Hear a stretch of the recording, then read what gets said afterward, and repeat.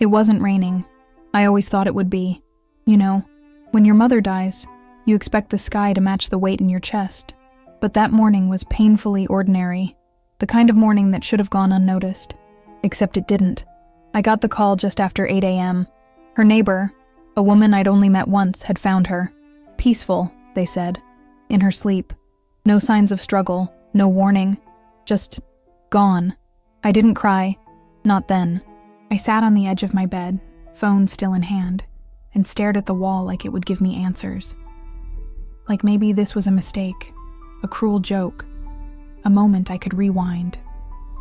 But I couldn't. She was gone, and we hadn't spoken in almost 2 years. Not because of some explosive fight or slammed door, but because that's who we were. A mother and child who shared a lifetime of quiet. A silence so loud, it drowned everything else. Growing up, she wasn't cold, just distant. Gentle hands, tired eyes, always doing, never saying. I used to sit at the kitchen table and watch her stir her tea, waiting for her to look up and notice I needed her. But she rarely did. I learned early that some things weren't safe to say in our house, especially the truth. And so I became the silent child, the one who watched, absorbed, memorized the emotional temperature of the room without ever asking why it always felt cold. That's the thing about grief. When it hits, it doesn't just drag you into the present. It shoves you back through every moment you thought you'd forgotten, every hug that never came, every word that was swallowed, every time you convinced yourself, she loves me, she just doesn't know how to show it. And maybe that was true, but it still left marks. At the funeral, people said all the things they're supposed to say. She was so kind. She worked so hard. She loved her children. And I nodded, smiled, thanked them. But inside, I kept hearing one question. Why didn't she say goodbye? I kept hoping I'd find a letter, a note, something she'd written in the days before. But there was nothing. Just the neat apartment, her favorite mug on the counter, a half-read book on the nightstand. I stood in her room for a long time that day, looking around, trying to feel something other than confusion. She had my childhood drawings in a box, my high school photo on the wall, trinkets from my college graduation, even though she hadn't come. She kept pieces of me, but never let me keep pieces of her. And now, all I had were questions. The biggest one, did she love me? It's a terrible thing to wonder after your mother dies, to admit that you're not sure, to confess that for all the time you shared the same roof, you never really knew each other. I left the funeral feeling more hollow than heartbroken, like I had lost something I never really had, but still missed deeply. In the days that followed, I moved through life like a shadow. I answered calls, I signed papers, I went through her things. I tried not to cry when I found her perfume. I failed. Grief didn't feel like sadness. It felt like absence, a hole with no name. But I kept asking myself, why didn't she call? Why didn't she try? Was I that easy to forget? And then, 5 days later, I saw it. A small red notification on my phone. One unheard voicemail. From her. Time-stamped 3 days before she died. I froze. I couldn't press play. I just stared at it, heart pounding, hands shaking. It felt like holding a match near a fuse. Whatever was in that message, it wasn't just her voice. It was everything she never said, and I wasn't sure I was ready to hear it. Before I could press play on her final message, I found myself drifting backwards, into a past I thought I had made peace with. But now, every memory felt louder, sharper, like they had been waiting for this moment to resurface. My mother didn't yell. She didn't punish. She didn't even scold. She just disappeared.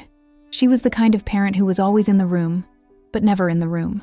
Physically present, emotionally elsewhere.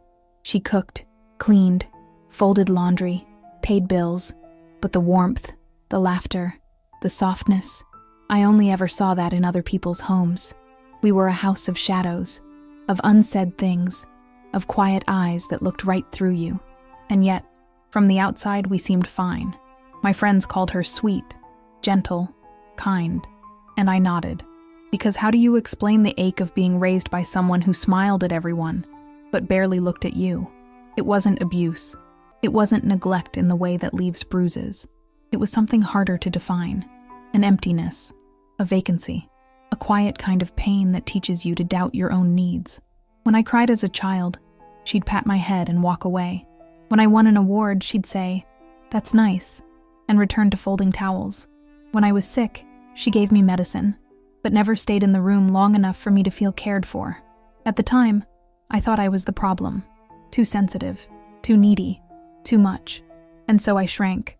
I became the silent witness, the child who watched, who noticed, who collected every tiny moment of affection like scraps. The child who grew up learning that love was not something you could ask for. It was something you had to earn. Looking back, I realize how much I internalized that silence, how I carried it with me into every relationship, how I mistrusted kindness, how I braced for distance, how I never, ever expected anyone to stay. Because if your own mother couldn't reach for you, who would? Even now, as an adult, that voice is still there, soft, ruthless. You don't deserve closeness. You're too much. Stay quiet, and maybe they'll love you. And yet, despite it all, I loved her. I defended her. Even when people asked why I never talked about her, I said, "She's just private." Even when I was asked if we were close, I smiled and said, "In our own way." I lied. To them, to myself, because the truth was harder to say. I wanted her, and she was never really there. After I moved out, we spoke less and less. Holidays turned into text messages. Phone calls turned into silence. The last time we spoke, really spoke, was almost 2 years ago. I had tried to open up about something heavy. I needed her. I needed her to be a mother, just once. And she shut down, said, "I can't handle this right now," and hung up. We never talked again. I told myself I was done reaching out, that I was tired of being the only one trying. But part of me always hoped that one day she'd call and say, "I'm sorry, I didn't know how to love you," but I wanted to. She never did, or so I thought. Now there was a voicemail, just sitting there, waiting, unheard. I stared at my phone every night before bed, finger hovering over the play button, unable to cross that line. What if it was just another vague, empty message? What if it was nothing? Worse, what if it was everything? People talk about grief like it's a moment, like it begins with death, with the final breath, the closed casket, the funeral. But for some of us, grief starts long before that. For me, it started the day I realized my mother had stopped trying. Not in a dramatic way. She didn't walk out. She didn't raise her voice.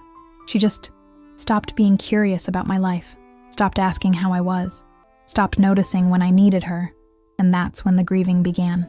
I was still in high school the first time I cried in my room and knew, deep down, that she wouldn't come check on me.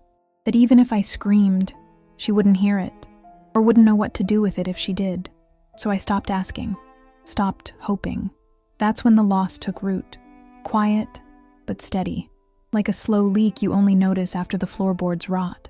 By the time she actually died, I thought I had nothing left to lose. But I was wrong. There's a unique cruelty in grieving someone you never really had. It's like mourning a house you were never allowed to live in. You saw the lights through the windows. You even stepped inside once or twice, but you never had a key, never had a room, and now, it's gone. At her funeral, I couldn't cry. Everyone else did. They sobbed into handkerchiefs, spoke about her gentle nature, how she always made people feel safe. And I stood there wondering if we had known the same woman, because I didn't feel safe with her. I felt invisible, not harmed, not hurt in ways people could see, just unseen. And being unseen for long enough does something to you. It carves a space inside you where identity should be. And yet, even in all that silence, I still loved her. Isn't that the most painful part? You love them, even when they fail you. You love them, even when they don't know how to love you back. Because that's what children do, even grown ones. After the funeral, I went back to my apartment and sat on the floor, surrounded by unopened condolence cards and dishes I hadn't washed in days. My phone sat on the table, the red voicemail notification still there, still blinking, still waiting. I couldn't touch it, not yet. Instead, I played old videos, ones from birthdays and holidays, ones where she stood just out of frame, laughing softly or adjusting someone's sweater. She was always on the edges of things, never the center.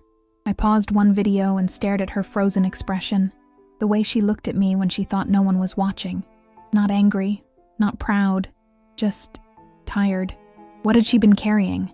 What had she never said? I thought about her life, about what she had survived, the things no one ever asked her about. I knew there had been trauma. I knew there were parts of her childhood she never spoke of, and I began to wonder, what if her silence wasn't absence? What if it was protection? What if everything I'd interpreted as rejection was her own fear? That thought haunted me, because if that was true, maybe she had loved me.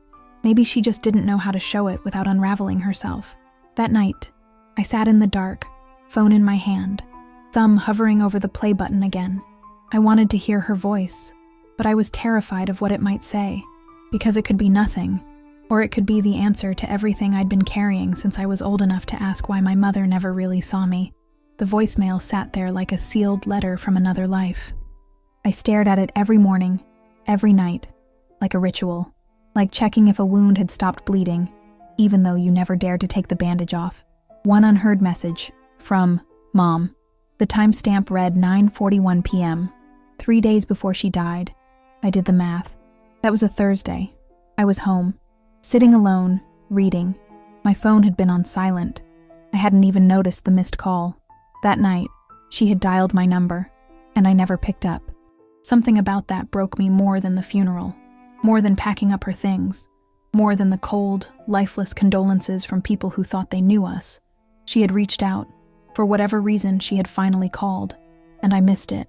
I told myself it was just a goodbye. Maybe she was tired. Maybe she felt something was coming. Maybe she just wanted to hear my voice. Even if I didn't answer, that would be easier.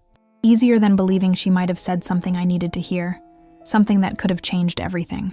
That's the terror of a message like that. It holds the power to rewrite your story, or to confirm your worst fears. I kept imagining different scenarios. Maybe it was a ramble, her voice soft and tired. Maybe she said, "I'm proud of you," and then hung up. Maybe she said nothing. Or maybe she said too much. I played the voicemail in my head 1,000 times before I ever pressed play, but it was always fiction. My voice inventing hers, my hopes and fears creating the script. And still, I couldn't do it. It sat on my phone for 5 more days, a blinking red icon that haunted me. I didn't tell anyone. Not friends, not family. I needed to keep it to myself, this final thread, this final choice, to listen, or to let her last words fade into digital dust. Then one night I had a dream. We were in the kitchen from my childhood home. She was stirring tea, just like she always did. I sat at the table watching her. She looked up, and this time, she saw me. She didn't speak. She just nodded, like she understood. I woke up crying, not the dramatic kind of crying. The kind where the tears slip out quietly, as if your body remembers something your mind still hasn't fully processed. I reached for my phone, thumb hovering over the screen, and this time, I didn't hesitate. I pressed play. Her voice came through, low, soft, fragile, a whisper coated in fatigue and something else, urgency. "Hey, I know you probably won't listen to this right away. That's okay, I couldn't go another night without saying some things. I've been meaning to call. For years, really, but I didn't know how." I sat frozen. Her voice, the same voice that had offered so little growing up, suddenly filled the room like it belonged there. I didn't know how to be the mother you needed, and I'm sorry for that. I know I was distant, cold maybe. I saw you. I did, every time. I didn't know what to do with everything you felt. You were so open, and I wasn't. My throat closed. I need you to know something. What happened? When you were little, it wasn't your fault. You were just a child. You were never the reason things were broken. That was me. I broke. A long time ago. And I never figured out how to let anyone in after that. There was a pause. Just the sound of her breathing. And then, "You were never too much." I just didn't know how to hold something that honest. Click. The message ended. I didn't move. I didn't cry. I didn't scream. I just sat there, the silence swallowing everything. Her last words weren't a goodbye. They were a beginning, a key. And for the first time in my life, she had said everything I needed to hear. Not perfectly, not completely, but enough. I played it again, and again. Each time I heard something new, a tremble in her voice I hadn't noticed before, a breath caught just before she apologized, a silence that said more than any word she could have chosen. Her voice, once a distant echo in my memory, now felt close, present, real, and with it came the truth. the truth she had kept hidden not only from me, but maybe even from herself. I had spent years building my life around a story where I was too much, too emotional, too intense. I had convinced myself that I was hard to love, that my needs were unreasonable, that the coldness I grew up with was my fault. But her message unraveled that lie in seconds. You were never too much. I just didn't know how to hold something that honest. That sentence cracked something in me wide open. All this time I thought I was defective, but I wasn't. I was honest. I was open. I was the child who kept knocking on a locked door, not realizing that the person on the other side wasn't ignoring me. She was paralyzed, frozen in a pain she didn't know how to name. Suddenly, my whole childhood made sense. The distant stares, the gentle hands that never lingered, the way she'd change the subject whenever I asked about her past. It wasn't indifference. It was protection. Or maybe shame. Maybe both. She said, "What happened when you were little, it wasn't your fault." She didn't say what it was. She didn't have to. There were things in our family we never talked about. Events that sat like ghosts at the dinner table. I remember the tension, the avoidance, the shifts in tone whenever I asked too many questions. Now I understood. She had been carrying a wound long before I ever arrived. And maybe my presence, my openness, made her feel what she had spent a lifetime trying to suppress. I wasn't too much. I was too real for someone who had learned to survive through numbness. Her confession wasn't just a revelation. It was a mirror. One that finally reflected the version of me that had been buried under layers of shame and self-blame. I wasn't broken. I was misunderstood. And she had finally said it. I can't explain what that did to me. How it changed the air in the room. How, for the first time in years, I felt something settle inside me, like a puzzle piece finally finding its place. She didn't fix everything with that voicemail. She didn't undo the years of distance or the ache of unanswered questions. But she saw me. Even if it was too late for a conversation, it wasn't too late for the truth. And the truth, spoken at the edge of her life, was more powerful than 1,000 silent years. I walked around for days with her voice in my head. I heard it in the grocery store, in the elevator, in the space between my waking and my sleep. It stayed with me, not haunting, but holding. Soft, brave, final. And in her words, I found mine.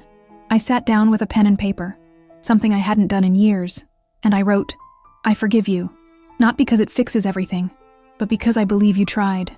And that's more than I ever expected. I didn't write it for her. I wrote it for me, to let go of the weight I'd been dragging since childhood, to make room for something else, something new. Not a new story, but a more honest one. One where I wasn't the problem. One where I wasn't too much.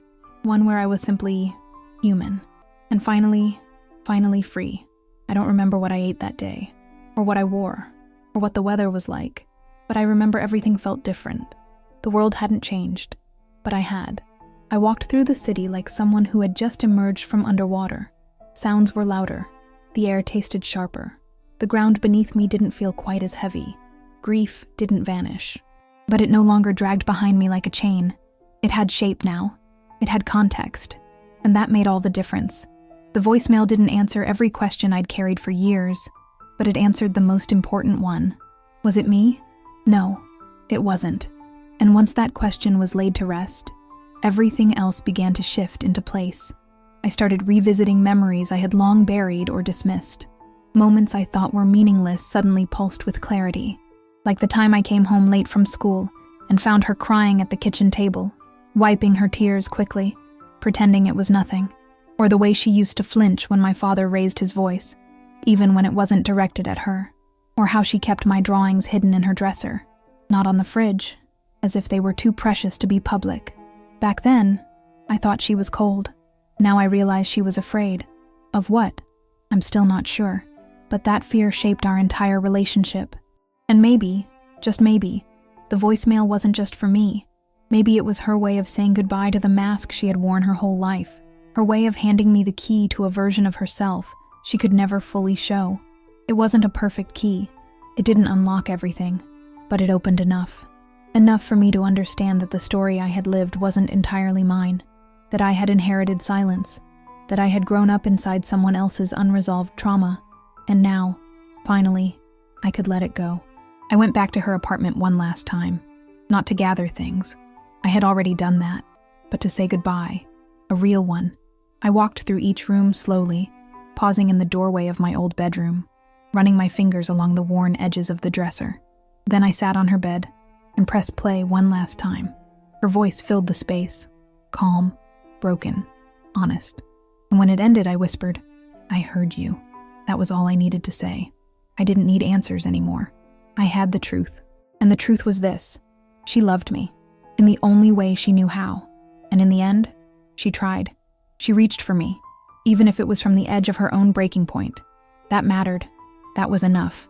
And as I left the apartment, locking the door behind me, I felt something lift. Not because I had closure, but because I had understanding.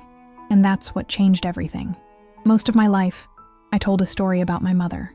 I didn't even realize I was telling it. It was just there, baked into my memories, my behavior, my identity. She was distant, unavailable, cold. She didn't know how to love me. That was the story I clung to because it helped me survive. It gave shape to a pain I couldn't explain. It allowed me to protect myself from expecting too much from her, or anyone else. But after that voicemail, I had to face a more complicated truth. There were two mothers.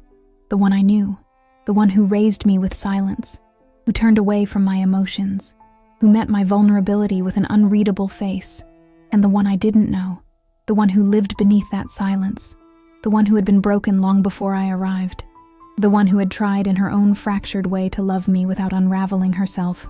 And maybe both were real. The hardest thing about grief is realizing that your relationship with someone doesn't end when they die. It changes, it deepens, it unfolds, and sometimes it even begins. After the voicemail, I found myself having conversations with her, the mother I had always wanted, and the woman she never fully let me see. I asked her why she pulled away, why she couldn't say "I love you," unless it was in a birthday card, why she let so many moments pass without reaching across the table, the hallway, the years. And though she couldn't answer, I started hearing echoes in the silence. Echoes of a childhood she may have survived, but never escaped. Echoes of sacrifices I never saw. Echoes of a woman who loved quietly. So quietly, I almost missed it. I thought back to the times she clipped newspaper articles about things I liked. The way she would make my favorite tea without asking. The way she sat in the hospital waiting room when I had surgery, holding my jacket the whole time like it was a lifeline. I hadn't seen those things as love, because I was looking for the kind of love that wraps you in arms and tells you everything will be okay. But she didn't know that language. She spoke in gestures, in presence, in sacrifice, and sometimes in silence. I think that's what hurts most, realizing that someone loved you, just not in the way you needed. And it doesn't erase the pain. It doesn't make the longing go away, but it does give it a name, and that name is human. My mother was not a monster, not a villain, not a lost cause. She was a woman who lived in fear of her own emotions, a woman who had been taught to survive, not to connect, a woman who carried secrets so deep they never touched the surface of her smile.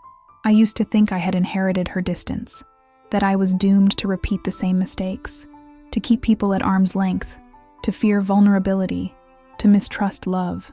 But now I know I inherited something else too. I inherited her strength, her quietness, her need for truth, and her courage, the kind it takes to speak, even once from the edge of death, and say, "You were never too much." That one sentence rewrote decades of silence. That one message gave me the mother I never had, and the one I didn't know I already did. So now I carry them both. The woman I grew up with, and the woman who spoke to me, finally, in her last breath. And I love them both, fully, honestly, completely. I used to resent the silence. It echoed in every corner of my childhood. Long, quiet dinners, walks to school without conversation, birthdays filled with gifts but void of words that meant something. I used to think her silence meant indifference, that if she loved me, I would have felt it louder, but now I see it differently. Her silence wasn't the absence of love, it was her love. It was the only way she knew how to offer it, in restraint, in survival, in holding everything in so tightly that nothing spilled over, not even affection. She came from a world where emotions were weakness, where survival meant shutting down, not opening up. And she passed that on to me, Not because she wanted to, but because no one ever showed her there was another way. Her silence was her way of loving me without falling apart. And that voicemail, that single moment of courage, it was her final gift. Because her voice, that fragile, broken, trembling voice, didn't just give me answers. It gave me permission. Permission to stop carrying guilt that was never mine. Permission to stop chasing approval she couldn't give. Permission to feel all of it and still believe I was worthy of love. I listen to that message now whenever I need to remember who I am. Not who I was in her shadow, but who I've become in her echo. Her voice lives in my phone. But more importantly, it lives in my decisions. It lives in the way I show up for others. Honestly, messily, fully. It lives in the way I say, I love you out loud, even when it's hard. It lives in the way I forgive her, again and again, every time I feel that ache rise in my chest. Because forgiveness is not erasure, it's freedom, and her voice gave me mine. I think about her now not with resentment, but with reverence, for all the things she couldn't say, for the pain she carried silently, for the way she handed me the truth just before she left, hoping it would be enough. It was. And if you're reading this, listening to this, watching this, maybe carrying silence of your own, let me tell you something. Sometimes the apology comes too late. Sometimes the words don't arrive until after the goodbye. Sometimes love whispers instead of shouts, but that doesn't make it any less real. And you don't need more proof than what your body already knows. You were worthy of love all along. You always were. You still are. If this story is touching you, comment below where you're watching from and what time it is. And if you've been waiting for someone to say I'm sorry, let me be the one to tell you. You deserved better.